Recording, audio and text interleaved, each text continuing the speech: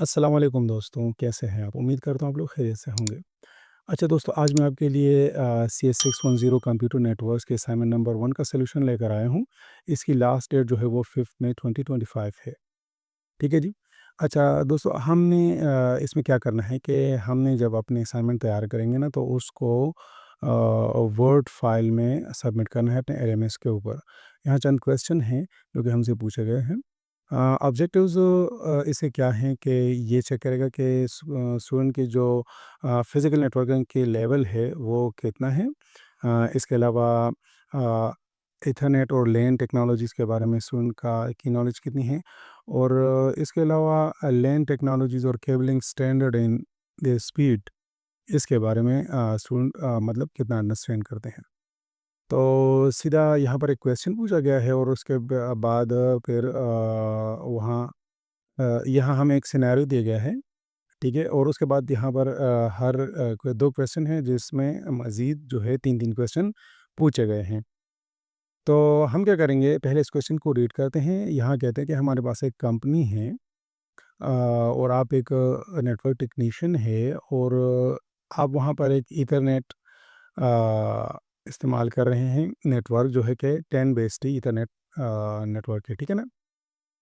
अब क्या है कि बहुत से यूज़र को ये मसला आ रहा है कि डिस्कनेक्शन हो रही है, ठीक है?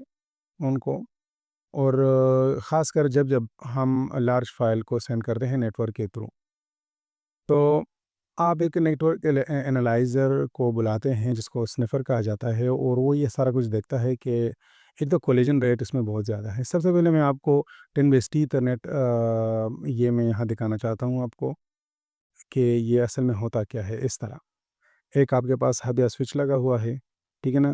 और वो नेटवर्क को जो है वो मतलब मुख्तलिफ़ एंड डिवाइसेज़ इस तरह के पीसी वगैरह में वो सेंड कर रहा है। इसके लिए हम जो यूज़ करते हैं केबल, वो ट्विस्टेड पेयर केबल होते हैं हमारे पास, और उनके जो प्लग इन सॉकेट होते हैं वो RJ45 वाले होते हैं, ठीक है ना?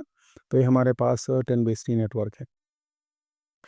अच्छा, तो यहाँ हम ये देखते हैं कि हाई कोलिजन रेट हमारे पास आ रहा है। कोलिजन रेट का ये मतलब होता है कि जब भी किसी केबल से डेटा गुज़रता है, डेटा के पैकेट्स, तो अगर हमारे पास डेटा ज़्यादा गुज़र रहा हो तो पैकेट्स एक-दूसरे के साथ टकराते हैं, जिसकी वजह से स्पीड कम हो जाती है।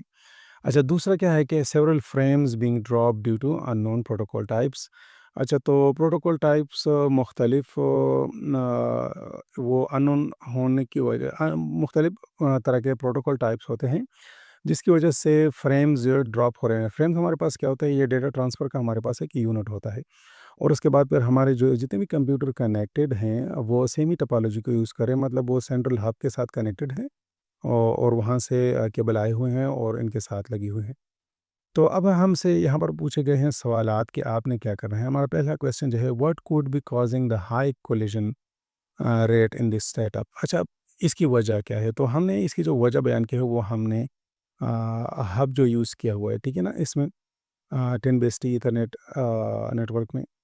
तो हब क्या करता है कि वो एक लेयर 1 यानी फिज़िकल लेयर के ऊपर काम करता है। फिज़िकली डेटा को एक जगह से दूसरी जगह वो लेकर जाता है, मतलब लेन्स और ये क्या है, केबल्स वगैरह के लिए।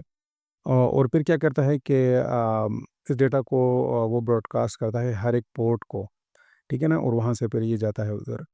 तो इसका मतलब ये हुआ कि अगर फ़ॉर एग्ज़ाम्पल हमारे पास जो केबल यूज़ की गई हैं, वो अच्छी क्वालिटी की ना हुई, ठीक है ना? ख़ासकर अगर हमें 10 बेस टी नेटवर्क देते हैं तो इसकी स्पीड हमारी ये ज़्यादा से ज़्यादा हम 100 मीटर तक अगर डेटा ट्रांसमिशन करना चाहें तो उसके लिए यूज़ कर सकते हैं। तो इसमें ज़ाहिर-सी बात है, अगर ज़्यादा डेटा ट्रांसफ़र होगा तो कोलिजन इसमें आएगी, ठीक है? यहाँ पर आप देख सकते हैं मल्टीपल डिवाइसेज़ क्या कर रहे हैं कि वो सिमल्टेनियसली काम कर रहे हैं। इसके अलावा हमारे ये जो 10 बेस टी हमारे पास होता है ना, तो ये carrier sense multiple access with collision detection. तो ये कोलिजन डिटेक्शन को भी ये कोलिजन को भी डिटेक्ट कर रहा होता है। तो जब ये कोलिजन को डिटेक्ट कर रहा होता है तो ये क्या करता है कि डेटा को सही तरीके से ट्रांसमिट करने के लिए वो डिले कर देता है, उसकी स्पीड कम कर देता है। ठीक है ना? तो इसी वजह से ये क्या हो रहा है कि हाई कोलिजन जो है, इसकी वजह यही है कि ये हब जो हम यूज़ कर रहे हैं, बेसिक वजह इसकी यही है। अच्छा, दूसरा जो क्वेश्चन हमसे पूछा गया है, why might frame be getting dropped. अच्छा, फ्रेम वो किस वजह से ड्रॉप हो रहे हैं, तो वो तो उधर हमने यहाँ पर बताया हुआ है ऑलरेडी कि अननोन प्रोटोकॉल टाइप्स हैं, ठीक है ना? तो हम यहाँ पर ये लिख देंगे कि अनसपोर्टेड फ्रेम फॉर्मेट भी हो सकता है इसका, और मिसमैच प्रोटोकॉल्स भी हो सकते हैं। इसके अलावा हमारे पास एनआईसी जो नेटवर्क इंटरफेस कार्ड हैं, हो सकता है वो हमारे पास मलफंक्शन हो, मतलब वो ख़राब हुआ हो। और इसके अलावा हमारे पास जो लेगेसी या पुराने डिवाइस होते हैं, अगर वो मिसकॉन्फ़िगर्ड हों, ठीक है ना? मतलब अगर आपने उसको किसी न्यू डिवाइस में लगाया हुआ है और वहाँ आपने उसकी कॉन्फ़िगरेशन नहीं की हुई है, तो ये मसला भी आ सकता है। और इसके अलावा अगर आपने जो ड्राइवर इंस्टॉल किए हुए हैं एनआईसी के लिए, वो क्या हैं, वो इनकम्पैटिबल हो या मतलब वो इनकरेक्ट हो, तो ये मसले इसमें आ सकते हैं। अच्छा, हमारे पास तीसरा जो क्वेश्चन है इसका, तो फर्स्ट सिनेरियो का, हाउ कैन नेटवर्क एनालाइज़र जो स्निपर है वो इस इन इश्यू को कैसे रिज़ॉल्व करता है? ज़ाहिर-सी बात है, पहले वो आइडेंटिफ़ाई करेगा सोर्स को, ठीक है ना? कि कोलिजन किस वजह से हो रही है। उसके बाद फिर क्या करेगा कि ये फ्रेम स्ट्रक्चर को वो देखेगा, ठीक है ना? उसका तजिया करेगा कि वो जो फ्रेम्स हमारे पास आ रहे हैं, क्या वो किस वजह से मतलब पूरे आ रहे हैं, कम आ रहे हैं? अ, और इसके बाद फिर वो ट्रैफ़िक पैटर्न को वो देखेगा, ठीक है ना? कि ट्रैफ़िक किस टाइम, मतलब इसकी स्पीड ज़्यादा हो रही है, किस टाइम इसकी स्पीड जो है वो कम हो रही है। मतलब जब आप एक बड़ी फ़ाइल सेंड करते हैं, तो वो किस तरह सेंड हो, जब आप छोटी फ़ाइल सेंड करते हैं, तो वो किस तरह हो रही है, ठीक है? और इसके अलावा वो क्या करेगा कि जो ड्राफ्ट फ्रेम है और ये जो एरर्स हैं, उनका वो एक लॉग बना लेगा, जिससे उसको पता चल जाएगा कि अगर किसी ख़ास कंप्यूटर या एंड डिवाइस में कहीं पर मिसकॉन्फ़िगरेशन है, तो उसको पता चल जाएगा। तो इस तरीके से वो इसको सॉल्व कर लेगा। हमारा जो क्वेश्चन नंबर 2 है, उसमें हमें क्या बताया गया है कि आपको एक काम दिया गया है कि आपने एक लोकल एरिया नेटवर्क, एक ऑफ़िस है, जो कि एक छोटी-सी जगह है, उसमें 20 डेस्कटॉप कंप्यूटर आपने लगाने हैं, और क्लोज़ प्रॉक्सिमिटी का मतलब ये है कि मतलब एक करीब-करीब ही है, ठीक है ना? आपका मैनेजर आपसे क्या कह रहा है कि हमें कॉस्ट इफ़ेक्टिव भी चाहिए, मतलब पैसे भी ज़्यादा ना लगें, इसको हम ईज़िली मेंटेन भी कर सकें, और डाउन टाइम इसका, अगर फॉर एग्ज़ाम्पल केबल के इश्यूज़ आ जाएँ, तो डाउन टाइम नेटवर्क का बहुत कम होना चाहिए। मतलब हमारा जो नेटवर्क होगा ना, तो वो बहुत कम ही टाइम के लिए उसको डाउन होना चाहिए। मतलब ईज़िली उसको रिपेयर किया जा सकता है केबल इश्यूज़ को। तो आपको जो है ये टेक्नोलॉज़ीज़ दी गई हैं केबलिंग की। एक थिक ईथरनेट होते हैं हमारे पास, एक थिन ईथरनेट होते हैं, और तीसरा हमारे पास 10 ईथरनेट होते हैं, जिनके साथ हब लगे हुए होते हैं। और मतलब उनके लिए एक एनआईसी कार्ड या नेटवर्क इंटरफेस कार्ड की ज़रूरत होती है। तो आपकी इन तीनों में से चॉइस कौन-सी होगी? ठीक है ना? तो मैं यहाँ पर आपको दिखाता हूँ कि ये हमारे पास जो अ, होते हैं, ये मैं आपको दिखाता हूँ। अच्छा, ये तो यहाँ पर आप देखें ज़रा। ये आप देख रहे हैं, ये हमारे पास एक हमारे पास होता है 10 बेस टी, ठीक है ना? जो कि अभी हम यूज़ कर रहे हैं, जो कि हमारे पास ट्विस्टर्स वायर होती हैं, ठीक है? इसका मतलब बस ये होता है कि इनके रेंज जो है वो कम होता है। आप देख रहे हैं 100 मीटर इसका रेंज है। इसके अलावा ये जो हमारे पास थिन इथरनेट वायर्स होती हैं, केबल होते हैं, उनको 10/2 भी कहा जाता है। ठीक है ना? इनके लिए ये कोएक्सियल केबल होते हैं। कोएक्सियल केबल का मतलब ये है कि दरमियान में एक होती है, फिर इंसुलेशन होती है, फिर दूसरी वायर वो लगी होती है, और फिर उसके बाद इंसुलेशन होती है, ठीक है ना? और इसकी आप 185 मीटर तक इसको यूज़ कर सकते हैं, और ये जो थिकेस्ट थिकनेस हमारे पास होते हैं ना, ठीक है?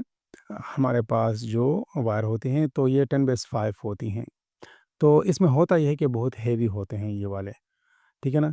और अच्छा, ये आगे हम इश्यूज़ देखते हैं कि हमारे पास किस तरह के क्वेश्चन हैं, लेकिन मैं आपको सिर्फ ये समझाना चाहता था, तो ये 3 तरह के हमारे पास यहाँ पर टेक्नोलॉजीज़ है केबलिंग की। तो हमने क्या करना है, पहला क्वेश्चन हमें दिया गया है कि आप इथरनेट टेक्नोलॉजी कौन-सी आप यूज़ करेंगे, एक रिकमेंड करेंगे। तो यहाँ पर हम करें, क्योंकि हमारे पास एक क्लोज़ प्रॉक्सिमिटी है, तो ज़ाहिर-सी बात है मैं क्या करूँगा कि 10 इथरनेट जो होते हैं हब्स वगैरह और स्विचेस के साथ, उसको मैं यूज़ करूँगा। अब इसकी वजह क्या है कि इसमें एक तो ट्विस्टेड पेयर केबलिंग होती है, जिनको मतलब इंस्टॉल करना और मेंटेन करना ईज़ी होता है, ठीक है ना? एक तो बात ये हो गई। अब मैं आपको वहाँ जाकर बताऊँगा कि वो मुश्किल क्यों होते हैं, ये ईज़ी क्यों होते हैं, ठीक है? इसके बाद फिर हम सेंट्रलाइज़्ड टोपोलॉजी इसकी भी ईज़ी होती है। फॉर एग्ज़ाम्पल बस एक स्विच है, मतलब राउटर से स्विच में स्विच से जो है हर एक एंड डिवाइस को चला गया। तो ये ईज़ी हो गया, ठीक है ना? ईज़ियर भी है। इंडिविजुअल केबल्स जो लगे होते हैं ना हर कंप्यूटर को अलग-अलग से, तो आप कोई भी इश्यू आ जाए तो आपको उसी टाइम पता लग सकता है कि फ़लाँ ये वाली जो है इसमें मसला है, ये केबल जो है अंदर से टूट गई चुकी है, इसी वजह से इसको हम रिमूव कर दें, बाकी सारे के सारे उसी तरह काम करें। और फिर हमारे लिए ये कॉस्ट इफ़ेक्टिव भी है, ज़ाहिर-सी बात है, उन दूसरे वाले की कीमत बहुत ज़्यादा है और ये कॉस्ट इफ़ेक्टिव भी है। अच्छा, अब हमारे से दूसरा क्वेश्चन जो पूछा गया है कि अगर हमारा ऑप्शन तो ऑलरेडी ये है, तो आप कौन-सा जो है एनआईसी नेटवर्क इंटरफ़ेस कार्ड इसके लिए यूज़ करेंगे? तो ज़ाहिर-सी बात है, हमारे पास क्लोज़ प्रॉक्सिमिटी है, कंप्यूटर भी हमारे पास जो है सिर्फ़ 20 हैं, तो इसके लिए हम 10 बाय 100 मेगाबिट पर सेकंड ईथरनेट एनआईसी यूज़ करेंगे और जो कनेक्टिविटी के पोर्ट्स होंगे आरजे 45 वो वाला हम यूज़ करेंगे। ठीक है ना? इसकी बेसिक वजह ये है कि 10 जो ईथरनेट है उसके साथ ये एनआईसी कार्ड बिल्कुल ईज़िली उसको सपोर्ट करता है और इसमें किसी तरह का स्पीड वगैरह का इश्यू नहीं आता। तीसरा जो हमारा क्वेश्चन है यहाँ पर वो हमसे पूछ रहे हैं कि आपने जो दूसरी टेक्नोलॉजीज़ नहीं चुनी है, एक चुनी है दूसरी नहीं चुनी, तो उसकी लिमिटेशन क्या है? तो लिमिटेशन मैं आपको यहाँ पहले बता चुका हूँ कि डिफ़िकल्ट टू इंस्टॉल होते हैं ये 10 बेस वाले जो थिक ईथरनेट वायर होते हैं ना, केबल्स, तो ये हेवी होते हैं बहुत ज़्यादा। ठीक है? आप इसके पिक्चर देख सकते हैं कहीं पर भी। इसके अलावा यहाँ हम कनेक्शन करने के लिए क्या यूज़ करते हैं, वहाँ तो जैसा कि मैंने बताया कि हम एक एनआईसी कार्ड यूज़ करेंगे और आरजे 45 पोर्ट्स यूज़ करेंगे उसके लिए। लेकिन यहाँ पर ऐसा नहीं होता। यहाँ पर आपने वेम्पायर टेप्स और एयूआई कनेक्टर्स यूज़ करने होते हैं इसके लिए, जो कि आउटडेटेड हैं, मतलब अभी वो यूज़ नहीं हो रहे हैं। यहाँ पर मैं आपको बता देता हूँ। यहाँ आप देखें ज़रा, ये वेम्पायर केबल है, ये वाला। अच्छा, ये वेम्पायर टेप है, आप देख सकते हैं, सही है? ये मतलब ये एक ही लाइन होती है, ठीक है, जिसके साथ हमने इस तरह लगाना होता है। इसके दूसरी साइड पर एयूआई पोर्ट्स होते हैं और ये चीज़ें अभी आउटडेटेड हैं, ठीक है ना? तो इस वजह से मैं इसको यूज़ नहीं करूँगा। अच्छा, दूसरा हमारे पास जो है एंटायर बस, मतलब जितना भी डेटा का ट्रांसफ़र का जो रास्ता है, एक केबल होती है, तो वो सारी की सारी इसके साथ वो इफ़ेक्ट हो जाती है। अगर आप एक भी जगह बंद इश्यू हो तो सारा का सारा, मतलब जितने भी कनेक्शन है वो सारे के सारे ख़राब हो सकते हैं। सारों को रिपेयर करना पड़ेगा फिर। थिन इथरनेट जो 10/2 है उसको मैंने किस वजह से नहीं चुना? अच्छा, एक और वजह भी आप यहाँ पर लिख सकते हैं बेसिकली कि ये लॉन्ग डिस्टेंसेस के लिए होते हैं, इसलिए चूँकि रिसेंट हमारे पास क्लोज़ प्रॉक्सिमिटी में हमने लेन को इंस्टॉल करना है, तो कोई भी इश्यू नहीं है। हम मतलब शॉर्ट डिस्टेंस है, इसकी वजह से इसको हम यूज़ नहीं कर रहे। ये लॉन्ग डिस्टेंस के लिए यूज़ किया जाता है। अच्छा, अब हम 10 इथरनेट की तरफ आ जाएँ, जिनको 10/2 भी कहा जाता है। एक तो इसकी बात ये है कि कोएक्सियल केबलिंग है, जिस तरह मैंने आपको बताया, दरमियान में एक तार होती है, फिर इंसुलेटर होता है, फिर एक नेट सा लगा होता है और उसके बाद फिर इंसुलेशन होती है। तो इसकी कनेक्टिविटी वगैरह का इश्यू बहुत आता है। अच्छा, अब बस टोपोलॉजी भी ये मतलब सेम वही एक तार यूज़ हो रही है, केबल यूज़ हो रही है, बिल्कुल एक ही वाली। अगर कहीं पर भी देखें आप, ये एक केबल है, अगर फॉर एग्ज़ाम्पल यहाँ पर कुछ मसला आ जाए ना, तो ये यहाँ भी कनेक्शन नहीं होगा, सारा कुछ ख़राब हो जाएगा और यहाँ भी नहीं होगा, ठीक है ना? तो बस की वजह से भी ये मसला आ रहा है, मतलब बस टोपोलॉजी इसमें यूज़ हो रही है। अगर सिंगल ब्रेक भी हो जाए तो होल नेटवर्क जो है वो डिस्टर्ब हो जाएगा, ठीक है? और स्केलेबिलिटी इसकी बहुत ज़्यादा कम है। फॉर एग्ज़ाम्पल मॉडर्न सिस्टम में ये फिर स्केलेबल नहीं है, मतलब उसको ये सपोर्ट नहीं करता। तो दोस्तों, अगर वीडियो आपको अच्छी लगी हो, आंसर मैंने कोशिश की हुई मुकम्मल सही हो, ठीक है, मेरी तरफ से 100% ओके है। वीडियो अगर आपको अच्छी लगी है तो ऐसा करें कि वीडियो को लाइक करें, शेयर करें और चैनल को ज़रूर सब्सक्राइब करें। ओके जी, अल्लाह हाफ़िज़।